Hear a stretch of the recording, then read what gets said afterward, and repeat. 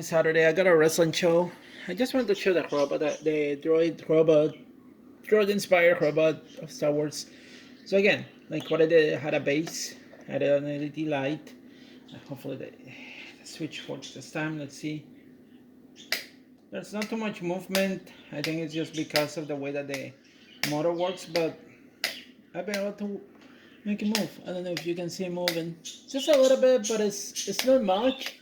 I think if I had used a different motor or a different way of building this, it would have been a little bit easier. There's also not much control on the wheels. The wheels only move forward. That's the only operation that the motor has for the wheels. Um, like this motor only came with this set, the one of the wheels. So there's nothing quite fancy in here. If I had more money, if I had more resources, if I had a different way of building this, I think I would have loved to have added a control remote where I could control the wheels, but also control the head much better, and not by a wire, because that's what I'm doing now. I'm having the switch here that controls the motor of the head.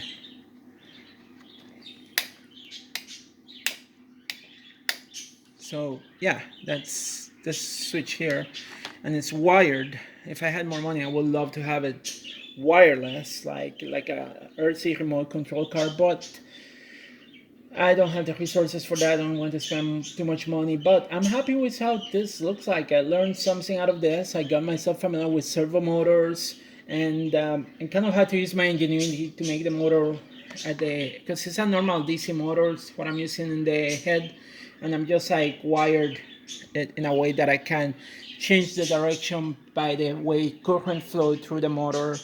Um, Through the motor. So if you change the current, if it goes a different direction, and change the way that the motor will move. And that's what I'm using with the control, with the little um,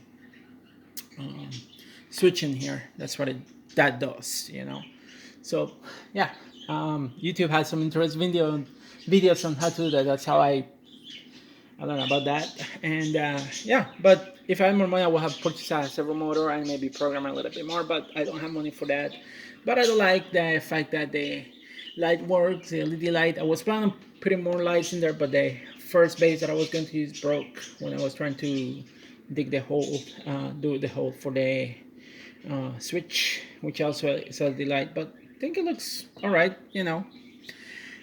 So yeah, mission accomplished. I built my own droid inspired by Star Wars. I just need to paint it and I put some symbols, but overall, I'm happy with how this looks like.